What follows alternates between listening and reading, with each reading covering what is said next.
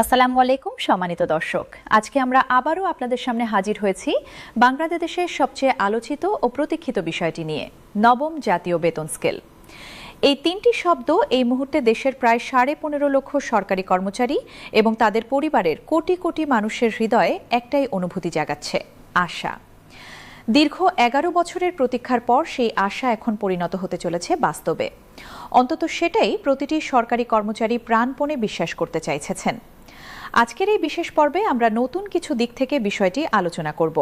জানব কোন গ্রেডে কর্মচারীরা কতটা সুবিধা পাবেন, বিভিন্ন মন্ত্রণালয় ও বিভাগের কর্মচারীদের ওপর প্রভাব কেমন হবে, তরুণ কর্মচারীদের ভবিষ্যৎ কতটা উজ্জ্বল হতে পারে, পার্শ্ববর্তী দেশগুলোর সাথে তুলনামূলক চিত্র এবং সর্বোপরি এই পে স্কেল ঘিরে যে সামাজিক প্রত্যাশা তৈরি হয়েছে তার বাস্তব চিত্র। চলুন তাহলে আর দেরি না করে শুরু করা যাক। প্রিয় দর্শক, প্রথমেই বলতে চাই একটি সংখ্যার কথা, 15 লক্ষ। এটি শুধু একটি সংখ্যা নয়, এটি হলো 15 লক্ষটি জীবনের প্রতিনিধিত্ব। এই 15 লক্ষ মানুষের প্রত্যেকের পেছনে রয়েছে একটি পরিবার, একটি স্বপ্ন, একটি সংগ্রামের গল্প। যদি করে একটি পরিবারে 4 জন সদস্য ধরা হয়, তাহলে নতুন পে স্কেলের সরাসরি প্রভাব পড়বে প্রায় 60 লক্ষ মানুষের জীবনে, আর পরোক্ষভাবে এই প্রভাব ছড়িয়ে পড়বে দেশের অর্থনীতির প্রতিটি কোণায়। সম্মানিত দর্শক, আসুন এবার একটু গভীরে যাই। নবম পে স্কেলে কোন গ্রেডের কর্মচারীরা কেমন পরিবর্তন দেখতে পাবেন তা বিশ্লেষণ করা যাক। 20তম থেকে 16তম গ্রেডের কর্মচারীরা, যারা মূলত তৃতীয় ও চতুর্থ শ্রেণীর কর্মচারী হিসেবে পরিচিত, তারা এই পে স্কেলে সবচেয়ে বড় পরিবর্তন দেখতে পাবেন। বর্তমানে 20তম গ্রেডে মূল বেতন মাত্র 8,250 টাকা। এই অঙ্কটি শুনলে মনে হয় না এটি একবিংশ শতাব্দীর কোনো বেতনের কথা বলা হচ্ছে।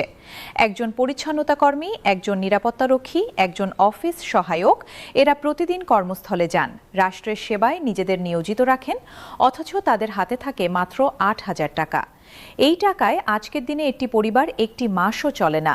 নতুন পে স্কেলে এই গ্রেডের বেতন 20,000 থেকে 20,500 টাকায় উন্নীত হওয়ার কথা বলা হচ্ছে, যা 140%-এরও বেশি বৃদ্ধি। এটি নিশ্চিতভাবেই এই শ্রেণীর মানুষের জীবনে একটি গুণগত পরিবর্তন আনতে সক্ষম হবে। 15তম থেকে 10ম গ্রেডের কর্মচারীরা, যারা প্রধানত দ্বিতীয় শ্রেণীর কর্মচারী, তারাও উল্লেখযোগ্য বেতন বৃদ্ধির সুবিধা পাবেন। এই গ্রেডের কর্মচারীরা সাধারণত উপজেলা ও জেলা পর্যায়ে কর্মরত। তাদের অনেককেই পরিবার থেকে দূরে কর্মস্থলে থাকতে হয়, বাড়তি যাতায়াত ও আবাসন ব্যয় বহন করতে হয়। নতুন বেতন কাঠামোয় এই শ্রেণীর কর্মচারীদের বেতন গড়ে শতাধিক শতাংশ বৃদ্ধি পাওয়ার প্রত্যাশা রয়েছে।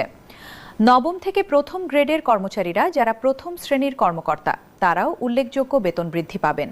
তবে শতাংশের হিসেবে তাদের বৃদ্ধির হার নিম্ন গ্রেডের তুলনায় কিছুটা কম হবে, কারণ কমিশন ইচ্ছাকৃতভাবেই বেতন বৈষম্য কমানোর লক্ষ্যে কাজ করেছে। প্রিয় দর্শক, এবার আসা যাক বিভিন্ন মন্ত্রণালয় ও সেবা খাতের কথায়। স্বাস্থ্য খাতের কর্মচারীরা, বিশেষ করে যারা উপজেলা স্বাস্থ্য কেন্দ্র ও কমিউনিটি ক্লিনিকে কর্মরত, তারা দীর্ঘদিন ধরেই অত্যন্ত কম বেতনে অমানুষিক পরিশ্রম করে আসছেন। একজন স্বাস্থ্য সহকারী বা পরিবার পরিকল্পনা কর্মী প্রতিদিন মাঠে কাজ করেন, বাড়ি বাড়ি গিয়ে সেবা দেন, অথচ তার বেতন শুনলে যে কেউ বিস্মিত হবেন। নতুন পে স্কেল এই খাতের কর্মীদের জন্য বিশেষভাবে গুরুত্বপূর্ণ, কারণ সঠিক বেতন না পেলে দক্ষ জনবল ধরে রাখা কঠিন হয়ে পড়ে এবং এর ক্ষতি ভোগ করে সাধারণ মানুষ। শিক্ষা খাতের কথা আসলেই সবার আগে মনে পড়ে প্রাথমিক বিদ্যালয় শিক্ষকদের কথা। দেশের ভিত্তি করা যে মানুষগুলো প্রতিদিন শিশুদের পাশে থাকেন, তারাও দীর্ঘদিন ধরে ন্যায্য বেতন থেকে বঞ্চিত। নতুন পে স্কেল তাদের জন্য একটি নতুন সম্ভাবনার দরজা খুলে দিতে পারে। কৃষি খাতে যারা মাঠ পর্যায়ে কাজ করেন, কৃষি সম্প্রসারণ অধিদপ্তরের উপসহকারী কৃষি কর্মকর্তারা, তারাও দীর্ঘদিন ধরে সঠিক বেতনের দাবিতে সোচ্চার। তাদের কাজ সরাসরি দেশের খাদ্য উৎপাদনের সাথে সম্পর্কিত, অথচ বেতন কাঠামোয় তারা বরাবরই উপেক্ষিত। সম্মানিত দর্শক, তরুণ কর্মচারীদের প্রসঙ্গে বিশেষভাবে কথা বলা দরকার, যারা সম্প্রতি বিসিএস বা সরকারি পরীক্ষায় উত্তীর্ণ হয়ে চাকরিতে যোগ দিয়েছেন। তারা একটি অদ্ভুত পরিস্থিতির মধ্যে পড়েছেন।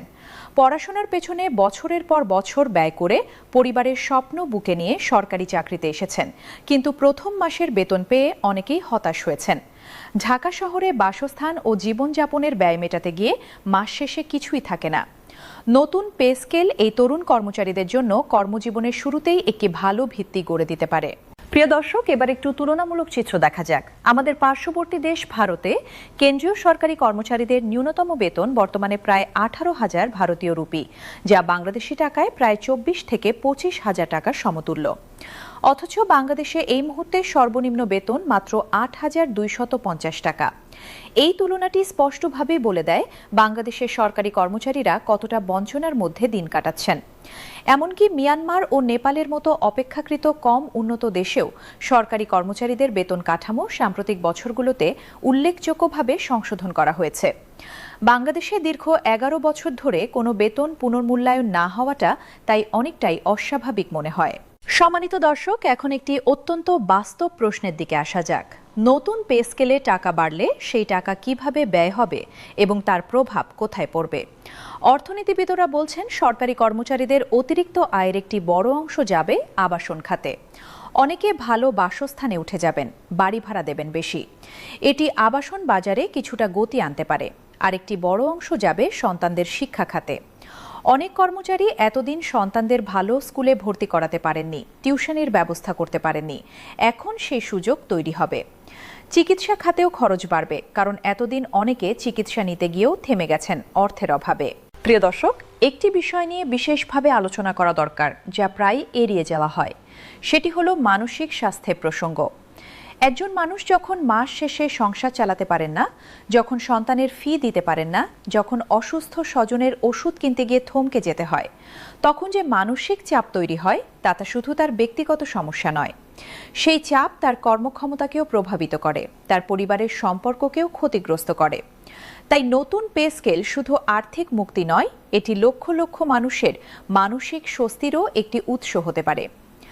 সম্মানিত দর্শক, একটি প্রশ্ন আজকাল অনেকেই করছেন, পে স্কেল হলে কি দুর্নীতি কমবে? এই প্রশ্নের সরল উত্তর নেই, তবে অর্থনীতির একটি মৌলিক তত্ত্ব বলে, যখন কেউ ন্যায্য বেতন পান এবং সেই বেতনে সম্মানজনকভাবে জীবনযাপন করতে পারেন, তখন অন্যায্য পথে আয়ের প্রলোভন কিছুটা হলেও কমে। অবশ্য এটি শুধু একটি কারণ মাত্র। দুর্নীতির পেছনে আরও অনেক কাঠামোগত সমস্যা রয়েছে। তবে যুক্তিসঙ্গত বেতন দুর্নীতি প্রতিরোধের একটি গুরুত্বপূর্ণ হাতিয়ার হতে পারে, এটি অস্বীকার করার উপায় নেই। প্রিয় দর্শক, এবার আসি একটি বাস্তব দৃশ্যকল্পে। কল্পনা করুন, একজন সরকারি প্রাথমিক বিদ্যালয়ের শিক্ষক, নাম ধরা যাক রহিমা বেগম, ময়মনসিংহের একটি প্রত্যন্ত গ্রামে পড়ান। প্রতিদিন সকালে ঘর থেকে বের হন, 2 কিলোমিটার হেঁটে স্কুলে যান, শিশুদের পড়ান, বাড়ি ফেরেন। মাস শেষে হাতে আসে মাত্র কয়েক হাজার টাকা। তার 2 সন্তান, স্বামী কৃষিকাজ করেন, উপার্জন অনিশ্চিত। রহিমা বেগমের মতো লাখ লাখ মানুষের জীবনের প্রতিটি দিন একটি হিসাবের মধ্যে কাটে। কিভাবে মাসের শেষটা পার করা যাবে? নবম পে স্কেল তাদের কাছে শুধু একটি সরকারি নীতি নয়, এটি তাদের জীবনের গল্পের একটি নতুন অধ্যায় শুরুর সম্ভাবনা। সম্মানিত দর্শক, শেষ করার আগে আরেকটি বিষয় উল্লেখ করা জরুরি। পে স্কেল বাস্তবায়নের পর সবচেয়ে বড় চ্যালেঞ্জ হবে তার টেকসই রাখা। 5 বছর পর যখন আবার পরিস্থিতির পরিবর্তন হবে, মূল্যস্ফীতি বাড়বে, জীবনযাত্রার ব্যয় আরও বৃদ্ধি পাবে, তখন যেন আবার 11 বছর অপেক্ষা করতে না হয়। নিয়মিত বিরতিতে বেতন পর্যালোচনার একটি প্রাতিষ্ঠানিক ব্যবস্থা গড়ে তোলা তাই অত্যন্ত জরুরি। প্রিয় দর্শক, সব মিলিয়ে আজকের আলোচনায় একটাই বার্তা স্পষ্ট হয়ে উঠেছে। নবম পে স্কেল শুধু একটি সরকারি সিদ্ধান্ত নয়, এটি একটি সামাজিক ন্যায় বিচারের প্রশ্ন। যে মানুষগুলো সারা জীবন রাষ্ট্রের সেবায় নিজেদের নিয়োজিত রাখেন, তাদের প্রতি রাষ্ট্রের দায়িত্ব পালনের সময় এসেছে। আশা করি আগামী কয়েক সপ্তাহের মধ্যেই সেই প্রতীক্ষার অবসান ঘটবে এবং লক্ষ লক্ষ পরিবারের মুখে হাসি ফুটবে। আমরা আপনাদের পাশে থাকব, প্রতিটি আপডেট নিয়মিত পৌঁছে দেওয়ার প্রতিশ্রুতি নিয়ে। আজকের মতো এখানেই বিদায় নিচ্ছি। সবাই ভালো থাকুন, সুস্থ থাকুন, নিরাপদে থাকুন। আল্লাহ হাফেজ।